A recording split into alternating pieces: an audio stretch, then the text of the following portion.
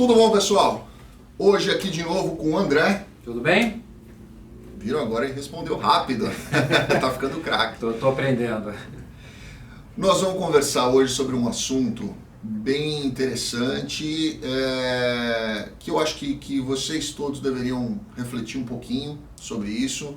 Existe uma série de situações que a gente está vendo que algumas pessoas estão querendo ir no forceps, fazer a coisa acontecer no forceps, e isso acaba trazendo uma série de consequências que às vezes as pessoas depois não sabem entender essas consequências.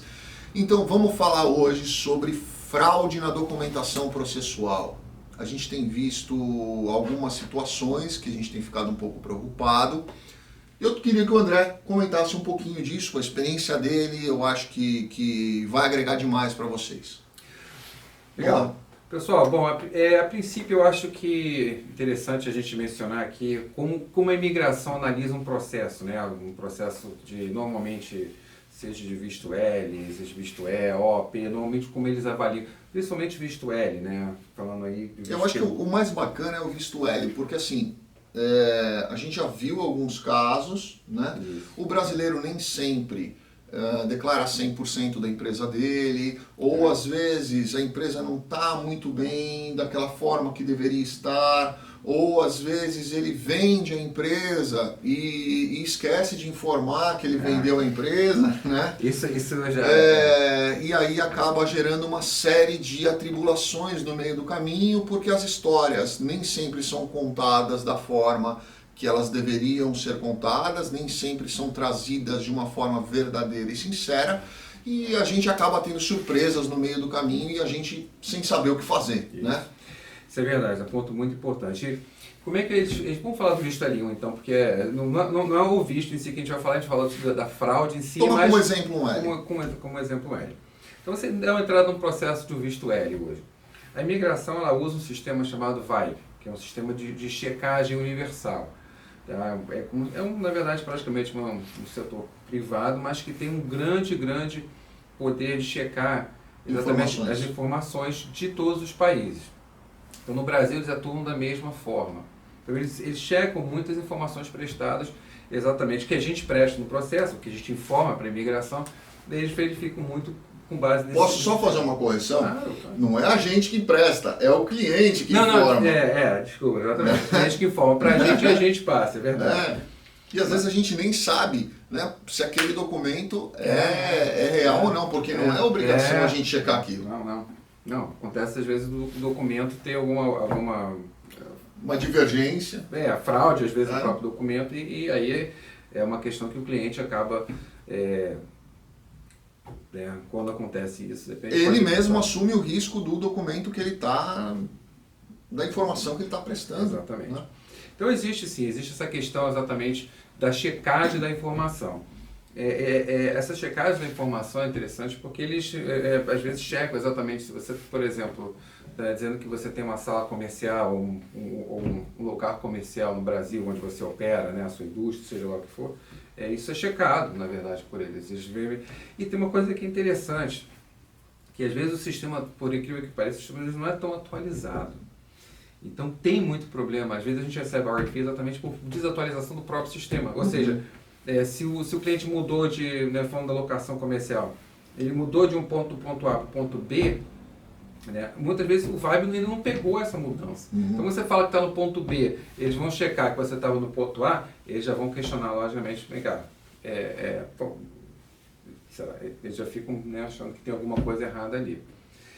Então, depois mas eles conseguem a fundo comprovar, o VIBE depende depois se atualiza e fornece essa informação, isso acaba sendo resolvido. Mas já aconteceu às vezes até entrar em contato com o próprio VIBE mesmo e falar, a gente tem que atualizar isso que a gente não tá correto. A gente tem esse acesso ao VIBE também, a gente não usa muito, mas a gente pode ter esse acesso para saber se o que o VIBE que eles estão vendo no VIBE vai ser o que a gente vai ver aqui. Isso é interessante também, isso é uma possibilidade. Lógico, nós não somos obrigados a fazer isso porque a gente tem que acreditar que o cliente está prestando para a gente. Né? Em relação de confiança. Mútua, né?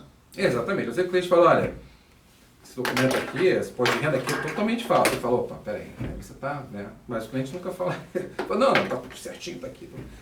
Aí você, se o cliente chega né, dá pra gente um imposto de renda, a gente vai pegar imposto de renda, perfeito, vai analisar o imposto de renda. Juntou. Vou analisar, ver se está ok, se tem alguma coisa, um problema. Eu vou analisar o que está dentro do número que ele está me passando ali. Se ele colocou um número fraudulento ali, eu não tenho a menor ideia.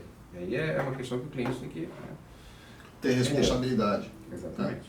E o que pode acontecer se eventualmente a imigração detectar uma fraude num processo?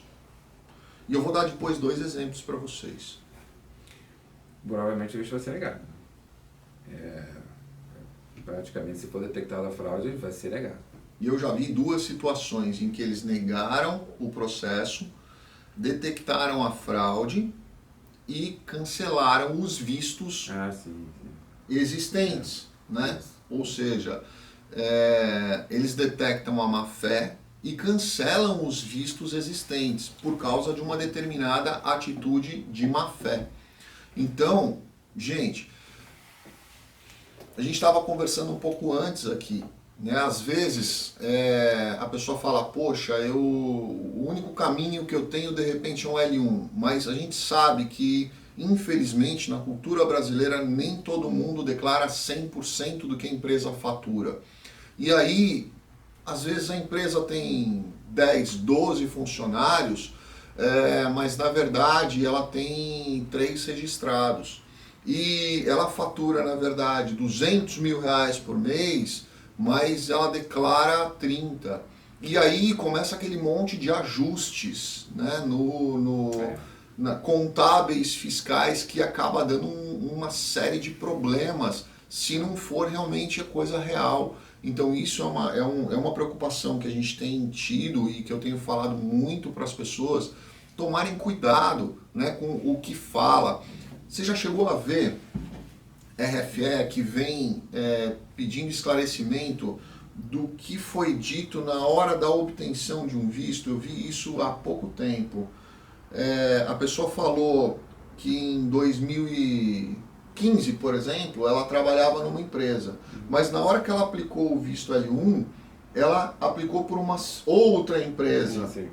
E aí eles vêm perguntando, mas na hora de pedir seu visto de turismo, você disse que trabalhava nessa empresa. Eles estão confrontando tudo. Então, já vi sim. Então, às vezes, isso que vem acontecendo ultimamente é que quando eles encontram essa questão, eu já vi acontecer isso também, a gente não conversou sobre isso, poderia até ter conversado antes, mas vamos conversar com vocês direto agora. Que eles detectaram algum problema nesse sentido, a pessoa está aqui nos Estados Unidos, eles cancelam o visto, a pessoa no Brasil manda um e-mail para a pessoa falar, teu visto está cancelado. Isso eu já vi acontecer. Não tive o caso direto de clientes acontecendo isso, mas já... Eu já ouvi história também disso. Já ouvi. Eu ouvi história disso. Gente que eles já mandam, olha, teu visto está cancelado. Mas eu estou...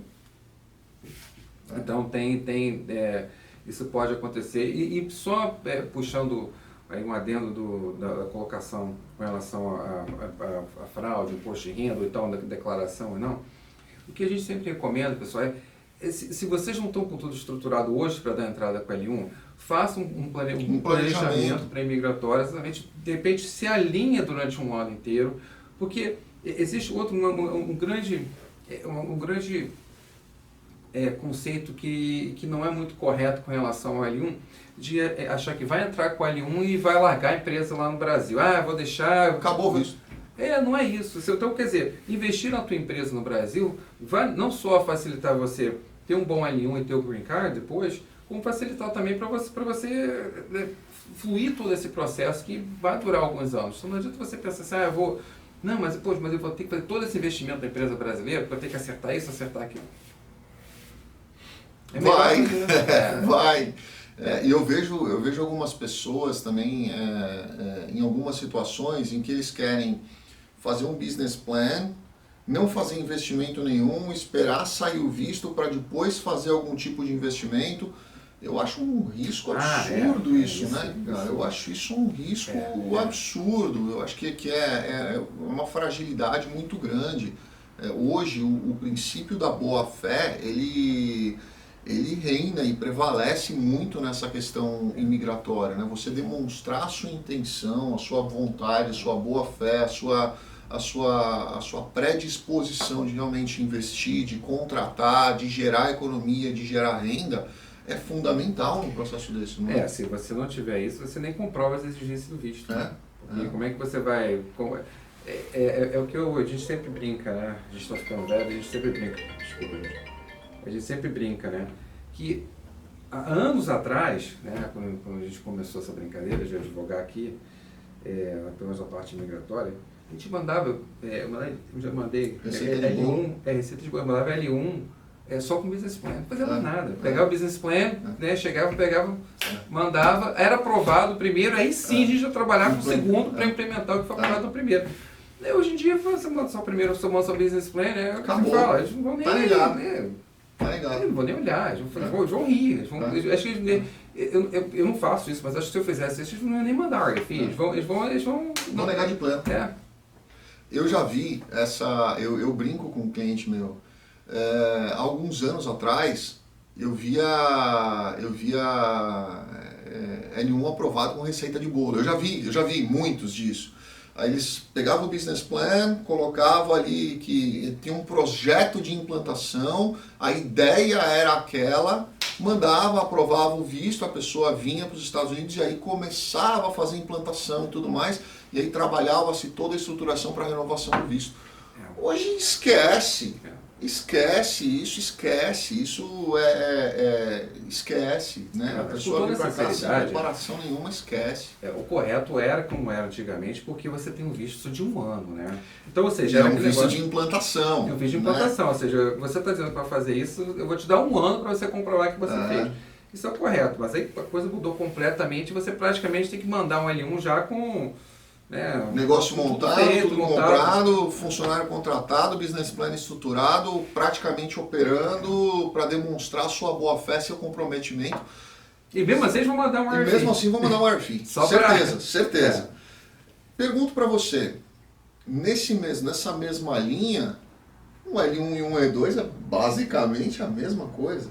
Sim. Né? Porque tem que ter o capital comprometido a coisa já pronta para iniciar. Eles acabaram trazendo muita similaridade do E2 para o L1, né? Por causa de implantação, nessa questão de implantação. A questão da implantação do investimento é praticamente a mesma coisa, né? Não tem diferença nenhuma. Formulário mesmo, petição mesmo, business plan mesmo, tudo é muito semelhante, eles assemelharam muito uma coisa com a outra. É verdade, mas eu acho o L1, para quem tem a capacitação, eu acho um excelente visto, porque eu acho que desculpa, gente, essa coisa de ficar usando o celular no relógio. Mas eu acho um excelente visto ainda, porque é um visto que se você conseguir fazer tudo redondinho, você está com o caminho, né, com os pés lá no retard. Não, é um excelente visto, com certeza, é um excelente visto, com certeza absoluta. Estruturando um documento real, com um endereço real, com tudo direitinho, né? Porque realmente eles estão confrontando, eles estão olhando, eles estão fiscalizando, eles estão extremamente cautelosos e às vezes as pessoas acham que vai ser muito mais fácil do que realmente é. Acham que não, é o simples fato de eu protocolar uma petição, está resolvido o meu problema. O simples fato de eu contratar um profissional, está resolvido o meu problema. Não é assim, a coisa precisa estar operacional, ela precisa estar limpa, ela precisa estar real, ela precisa ter a solidez que você disse que teria no business plan. Né? Então isso é muito importante ter, de uma forma muito real. Né? Certo? Obrigado. Um abraço, muito obrigado e até o próximo. Fiquem com Deus. Um abraço.